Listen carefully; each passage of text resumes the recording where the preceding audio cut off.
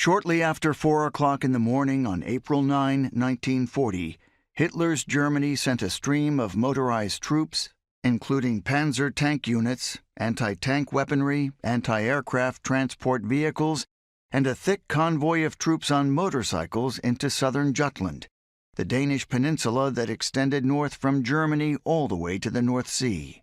The soldiers wheeled through the heart of the city of Abendra, with hundreds of Danish citizens lining the streets and responding to the display in various poses, from somber stances to enthusiastic waving to raising ramrod straight salutes to Hitler in the Nazi style of the day.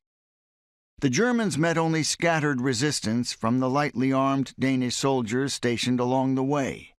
In some instances, they were aided by Danish citizens, many of them German-speaking, ethnically aligned with Germany, and sympathetic to the German advance. Some even wore swastika armbands and helped guide the Germans through crossroads.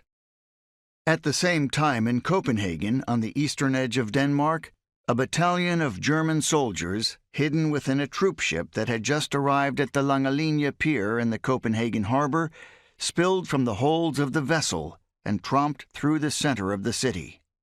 They were near all of Denmark's seats of power, political, monarchical, and militaristic.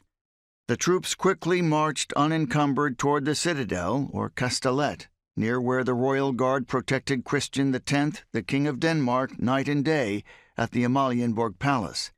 A few shots were fired, but the Germans quickly overpowered the guards and took as prisoners about 70 Danish soldiers garrisoned there.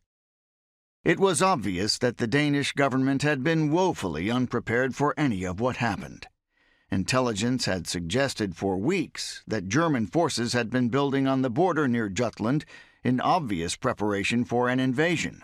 But Danish leaders in the Foreign Ministry had decided that any defense preparations would be viewed as provocative by Hitler, so they opted to do nothing, which left the Danish army and navy with their hands tied. There was no one in the field to tell the few troops there just what they were supposed to do to defend their nation. All the missteps and dithering came home to roost that April morning.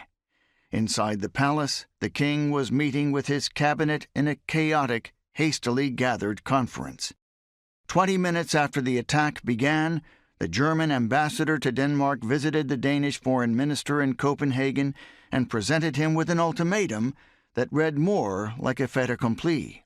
The missive admitted that German troops were moving into Jutland, Fyn, and Zealand.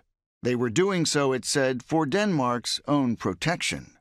As the logic of the Third Reich had it, Great Britain was the true threat to the nation, and Germany was doing the Danes a neighborly favor by usurping the Danish government and protecting them from Allied power.